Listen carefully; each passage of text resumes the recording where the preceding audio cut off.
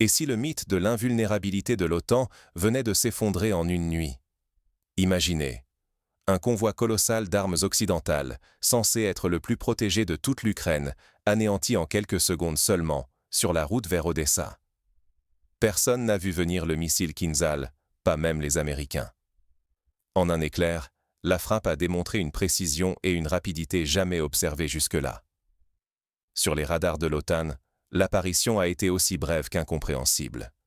Aucune alerte, aucune interception possible. La colonne d'approvisionnement a tout simplement disparu. Ce convoi, résultat de semaines de planification, transportait des équipements stratégiques vitaux pour l'Ukraine. Il devait consolider la défense du littoral sud et prouver la capacité de l'Alliance à sécuriser ses lignes logistiques face à la menace russe. Résultat, il n'en reste qu'un cratère béant et des carcasses calcinées. À Kiev, la stupeur a vite laissé place à la panique. Washington et Bruxelles, eux aussi, sont sous le choc.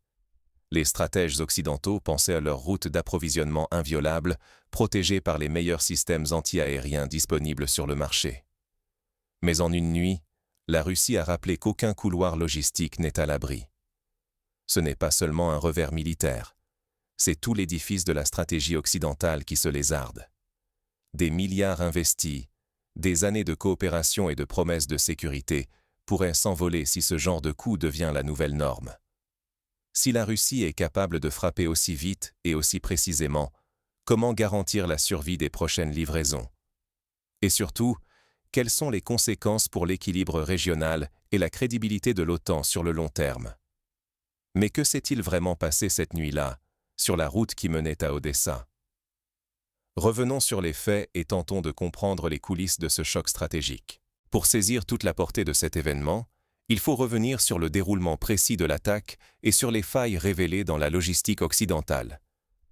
Regardons ensemble comment ce convoi, censé être intouchable, a été ciblé et détruit en un instant. Depuis des mois, la sécurité des convois de l'OTAN semblait une certitude inébranlable, le socle invisible de la stratégie occidentale sur le front sud. Cette conviction reposait sur une logistique millimétrée capable d'acheminer sans encombre des dizaines de containers, de l'artillerie, des blindés et des milliers de munitions vers Odessa. Tout était prévu pour fortifier la ville, la transformer en bastion imprenable face à la pression russe grandissante. Le trajet, soigneusement choisi, devait être l'un des plus sûrs d'Europe de l'Est. Satellites américains, forces spéciales, réseaux de surveillance, chaque kilomètre était sous contrôle, chaque mouvement anticipé. Les alliés occidentaux affichaient une confiance presque insolente dans leurs dispositifs de protection. Pour eux, aucun adversaire ne pouvait percer ce bouclier logistique. Mais en coulisses, la Russie tissait patiemment sa toile. Dès le port de Constanța, sur la mer Noire, ses agents collectèrent des renseignements, observèrent les transferts, recoupaient horaires officiels et itinéraires réels. L'intelligence humaine, alliée à la technologie de pointe, permettait d'anticiper chaque étape du convoi. Malgré le sentiment de maîtrise totale, des signaux faibles commençaient à apparaître. Ici, une anomalie dans la fréquence des survols de drones russes. Là, une accélération soudaine de la pression sur les points névralgiques de la chaîne logistique. Quelques analystes s'inquiétaient, mais leurs avertissements se perdaient dans l'euphorie générale. Ignorer ces failles, c'est accepter que la moindre brèche puisse transformer des investissements militaires colossaux en cendres, avant même d'avoir atteint le champ de bataille. Le pari était risqué, mais personne n'imaginait le choc à venir.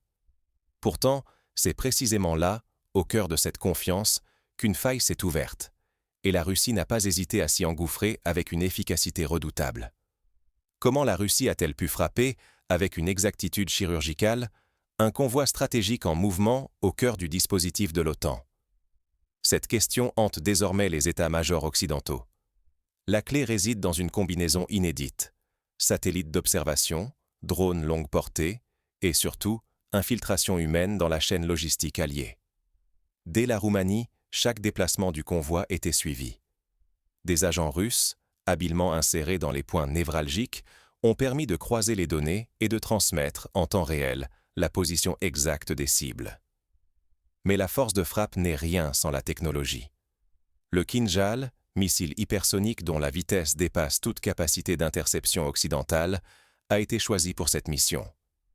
Imprenable pour les défenses aériennes, il a frappé à la seconde exacte, prouvant la maîtrise russe du ciblage dynamique.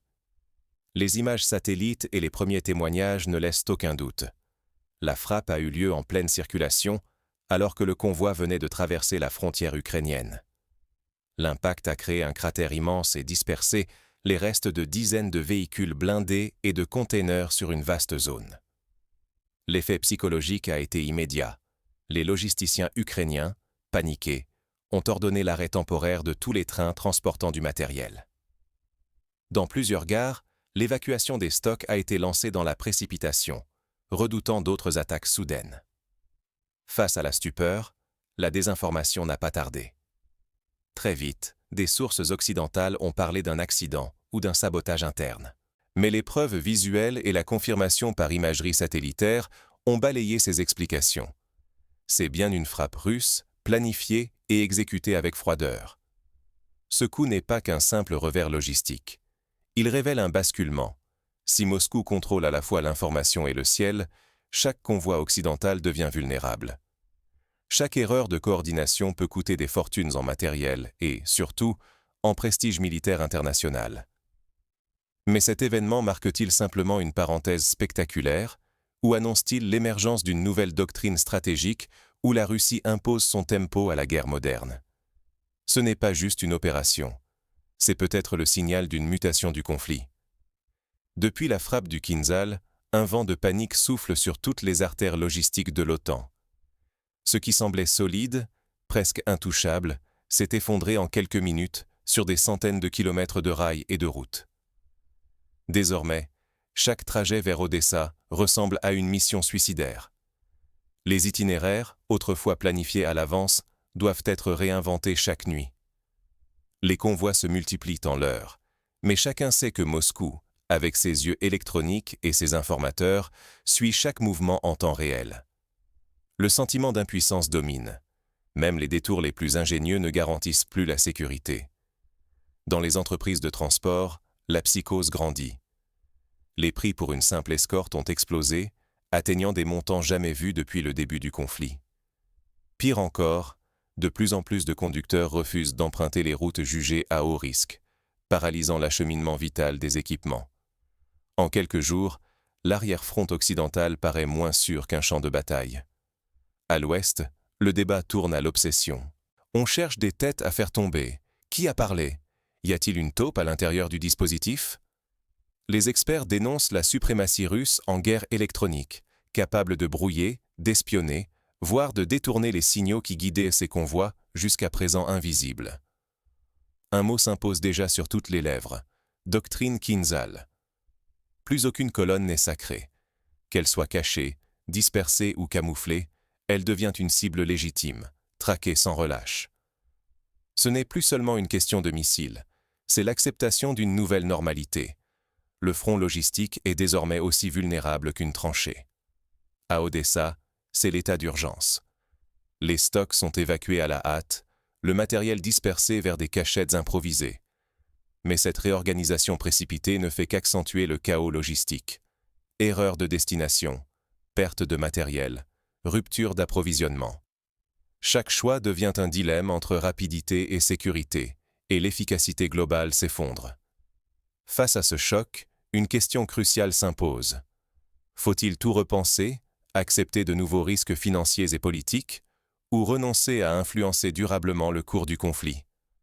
L'OTAN, malgré ses ressources colossales, découvre qu'une seule frappe peut briser l'équilibre stratégique et faire vaciller sa crédibilité sur la scène mondiale.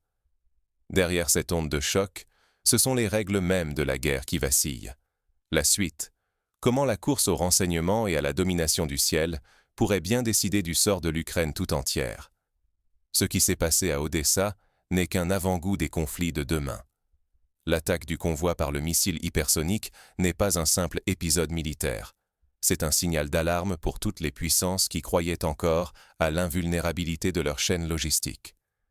Dominer le renseignement, c'est aujourd'hui dominer le champ de bataille. Si la Russie a pu identifier, suivre et frapper une cible mouvante avec une telle précision, c'est parce qu'elle a su fusionner informations humaines, données satellites et systèmes automatisés. L'ère où l'on pouvait cacher un convoi derrière de hauts murs électroniques ou des itinéraires secrets est révolue. La rapidité d'action n'est plus un luxe, mais une condition de survie. Les armées qui maîtrisent la vitesse, du repérage à la frappe, imposent leur rythme à l'adversaire. Et désormais, cette vitesse passe par la fusion entre l'intelligence humaine et la puissance de calcul des machines. Les opérations se jouent en quelques minutes, non plus en plusieurs heures ou jours. La logistique, longtemps considérée comme l'arrière-plan sécurisé du théâtre d'opération, devient la première ligne du combat. Chaque train, chaque camion, chaque entrepôt est une cible potentielle, traquée par des capteurs, des drones, des satellites et des logiciels d'analyse. L'illusion d'une profondeur stratégique a volé en éclats. Dans ce nouveau contexte, la psychologie et la guerre de l'information prennent une importance décisive. Semer le doute, manipuler les perceptions, frapper là où l'ennemi se croyait à l'abri, autant d'armes aussi puissantes qu'un missile. Celui qui façonne le récit, qui contrôle l'information, prend l'avantage avant même que le premier tir ne soit donné. Mais la leçon la plus brutale, c'est pour tout acteur, pays, entreprise ou citoyen. Aujourd'hui, l'adaptabilité face à la rupture technologique n'est plus une option, mais la condition de la survie. Ceux qui restent figés dans les schémas du passé sont condamnés à être contournés, révélés et frappés. Il faut anticiper, disperser les flux logistiques, investir dans le brouillage, la cyberdéfense et la résilience des infrastructures. Sécuriser, diversifier, tester sans cesse les plans de secours. Car la prochaine frappe n'attendra pas que l'on improvise.